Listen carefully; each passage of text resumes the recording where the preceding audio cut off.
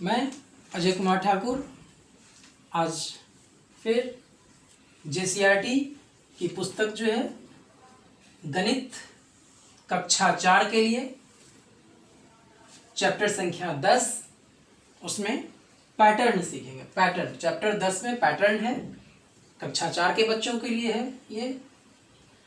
इसमें हम सीखेंगे कि ये एक पहला योग का पैटर्न और दूसरा गुणा का पैटर्न।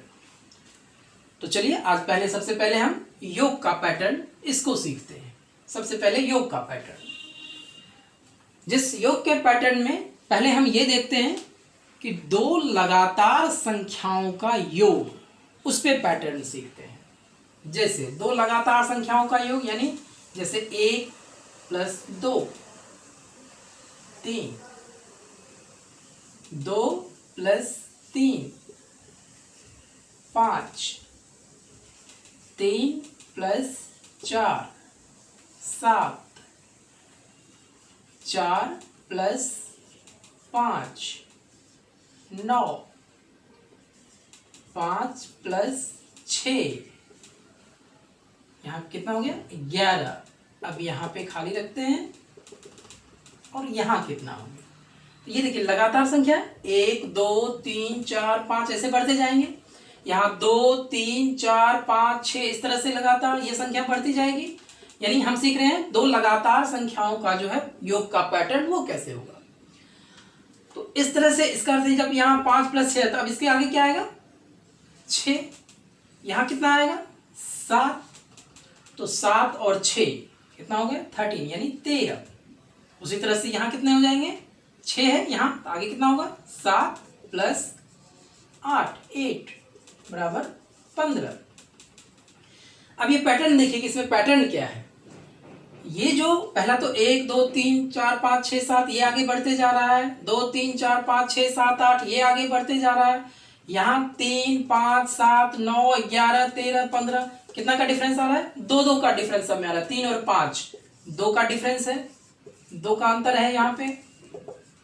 उसी तरह से 5 और 7 इसमें भी 2 का अंतर है। 7 और 9 यहाँ भी 2 का अंतर है। 9 और 11 2 का अंतर, यहाँ भी 11 और 13 में भी 2 का अंतर और 13 और 15 यहाँ भी 2 अंतर।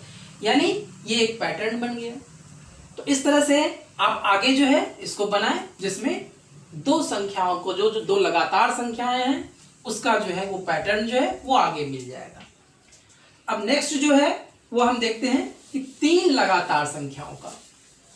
ये अभी हमने सीखा दो लगातार संख्याओं का। अब देखते हैं जो 3 लगातार संख्याओं का योगफल देखते हैं। संख्याओं का योग इसको देखते हैं। जैसे 1 + 2 + 3 कितना हो गया 6। 2 + 3 + 4 9। 3 + 4 + 5 12। अब यही पैटर्न आगे बढ़ते जाएगा। प्लस यहां लगा देते हैं।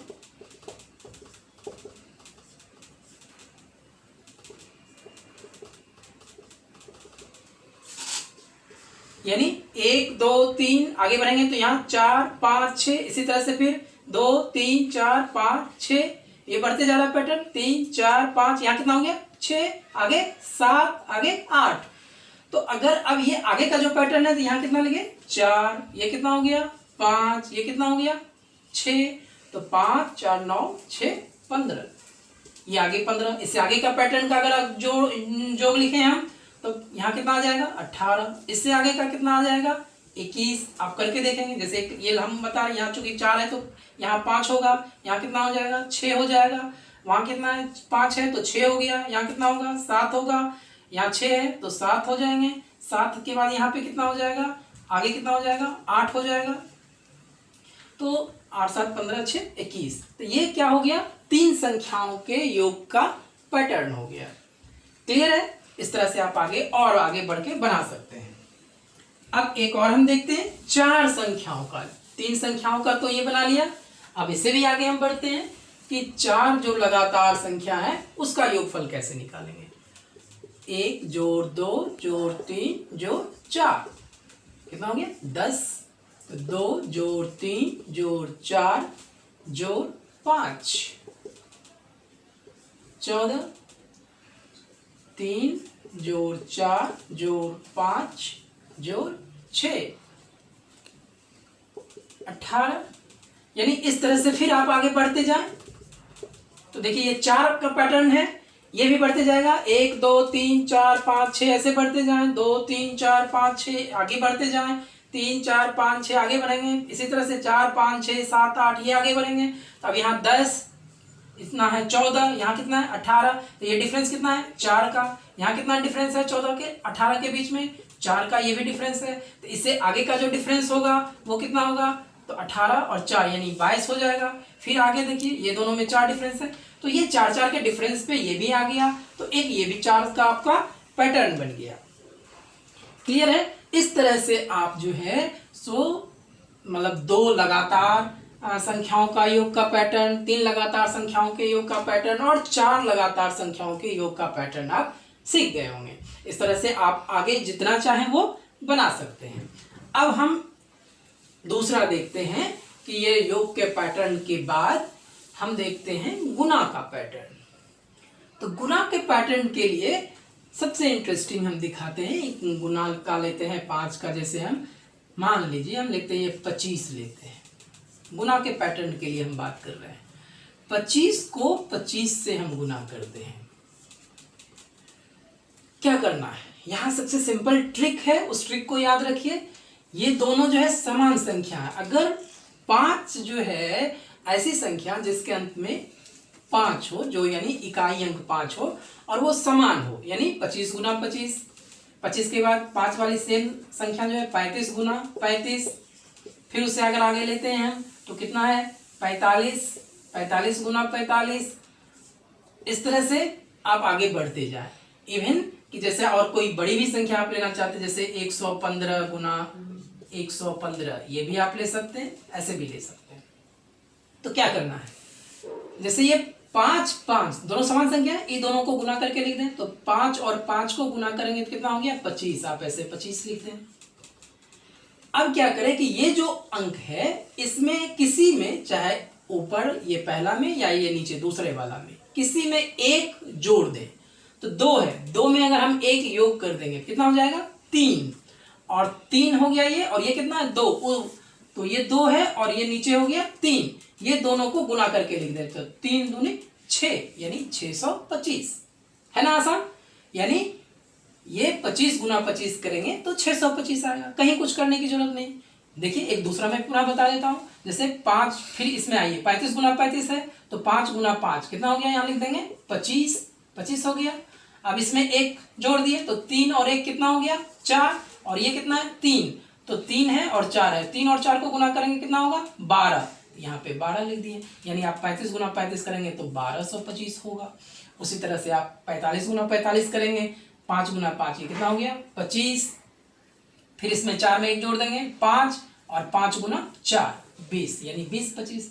तो इस तरह से आप प्रैक्टिस के लिए और अपने से खुद कोई संख्या ले लें, जैसे 55 ले लें, 65 ले लें, 75 ले लें, 85 ले लें, 95 ले लें, 105 ले लें, और इसको गुना करके देखें। यानी 55 गुना 55, इसको ऐसे करें 55 गुना 55, 65 गुना 65, 75 गुना 75, 85 गुना 85, 95 गुना 95। इस सारे को आप प्रैक्टिस पर्पज से करके देख सकते हैं।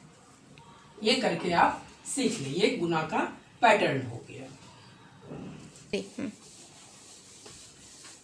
तो इस तरह से हम योग का पैटर्न और गुना का पैटर्न में, जिसमें एक 5 काज देखे हम, ये हम बना सकते हैं। अब जैसे इसके लिए योग के पैटर्न के लिए एक और हम फार्मूला बता रहे हैं आपको। जैसे ये है हमको 1 + 2 + 3 + 4, इसको आप इसका योग निकालेंगे तो ये कितना आता है 10। अब ध्यान देना है कि अगर इस तरह से ये कितनी संख्या है 1 2 3 4, 4 बार है ना, ये 4 तक है ना। तो एक इसमें जो हम फॉर्मूला के आधार पे, एक फॉर्मूला आपको बताने जा रहे हैं, उस फॉर्मूला के आधार पे भी आप उसका योग यानी पैटर्न को ज्ञात कर सकते हैं। तो इसमें सबसे पहले हम ज्ञात करेंगे मिडिल टर्म, यानी मध्य भाग इसका जो है वो कौन सा है। अब चूंकि यहाँ पे जैसे अगर ये रहता 1 जोड़ 2 जोड़ 3 जोड़ 4 जोड़ 5 रहता, तब अगर मध्य भाग हम निकालते तो क्या होता कि इधर से अगर आप जा रहे हैं तो 1 2 3, ये 3 इधर होता, राइट साइड से आते तो 1 2 3 ये होता, यानी ये बीच वाला होता।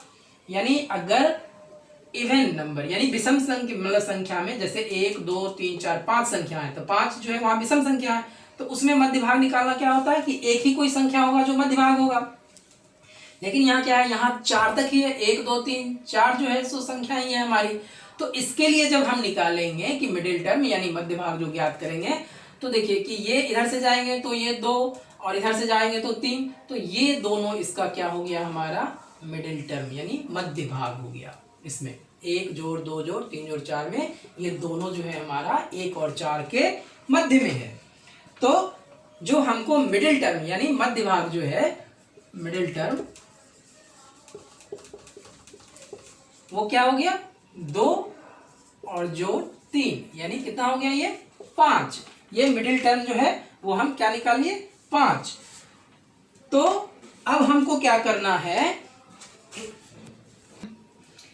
अब यानी अब जो है यानी जब हम योग निकालेंगे तो योग के लिए क्या हो गया मिडिल टर्म यानी जो मध्य भाग है, यानी वो मिडिल टर्म जो मध्य भाग हमारा है, मध्य श्रेणी का जो योग है हमारा मध्य भाग का ये या टर्म ये, तो मध्य भाग में यानी मिडिल टर्म में हमारा 2 और 3 है इनटू कितना है जितना भी है सम जो है इसका श्रेणी में कुल टर्म की संख्या, ये जो श्रेणी है हमारा श्रेणी में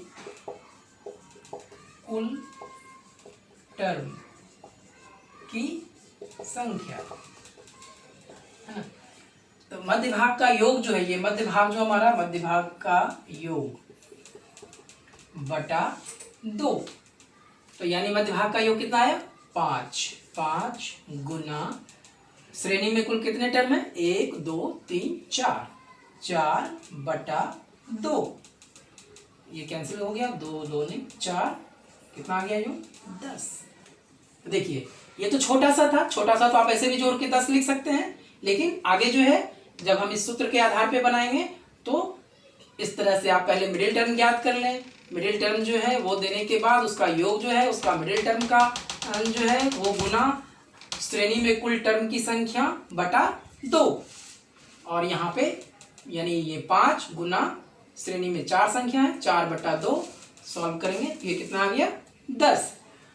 अब प्रैक्टिस के लिए जो है इसको आप नोट कर लें, और प्रैक्टिस के लिए जैसे हम 2-3 क्वेश्चन यहाँ दे रहे हैं जिसको आप आगे बना सकते हैं, जैसे a जोड़ 2 जोड़ 3 जोड़ 4 जोड़ 5 जोड़ 6। अब इसको आप सॉल्व करके देखें कि ये कितना होगा। इसमें मिडिल टर्म जब आप निकालेंगे मध्य भाग जो है यहाँ पे आपका क्या है 3 और 4, तो उसी फॉर्मूला पे सूत्र पे निकाल के ये भी निकल जाएगा। इसी तरह से 1 + 2 + 3 + 4 + 5 + 6 + 7 + 8 क्या होगा। तो इस तरह से आप एक पैटर्न जो है वो योग का पैटर्न को आप निकाल सकते हैं। अब जो है यानी अब आप लगता है सीख गए होंगे कि योग का पैटर्न जो है जितना आज मैंने डिस्कस किया योग का पैटर्न और गुना का एक जो मैंने 5 का बताया वो कैसे बनेगा। अब एक कुछ होमवर्क हम आपको दे रहे हैं जिसमें आज सिंपल एक टेक्निक दे रहे हैं, उस टेक्निक पे हम जो है सो आपको आगे उसका और रूल बताएंगे कि कैसे ये होता है। तो जैसे वो है भाग का पैटर्न, गुना का पैटर्न तक तो चूंकि 2 ही पैटर्न हमने लिया था योग का और गुना, ये दोनों तो आप सीख ही गए होंगे। एक होमवर्क है आपके लिए भाग का पैटर्न जिसको आपको चेक करके देखना, फिर आगे इस पे हम डिस्कस करेंगे। वो जो भाग का पैटर्न है जैसे यहाँ देखिए 111 हम ये ले रहे हैं, क्वेश्चन आपको दे रहे हैं भागा 3 37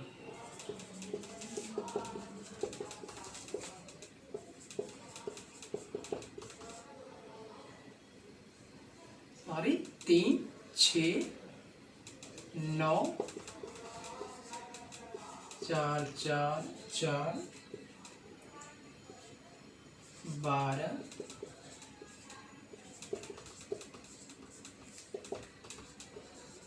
15 डिवाइड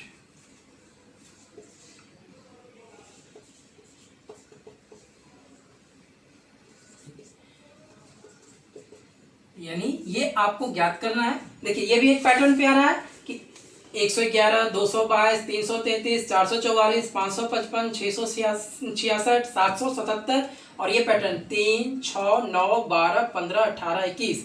तो ये आगे क्या होगा, यहाँ पे क्या होगा, ये यहाँ पे क्या होगा। तो ये मेरा एक आगे का होमवर्क है जिसको आप आगे करके देखेंगे, फिर हम इस पे आगे और चर्चा करेंगे। धन्यवाद।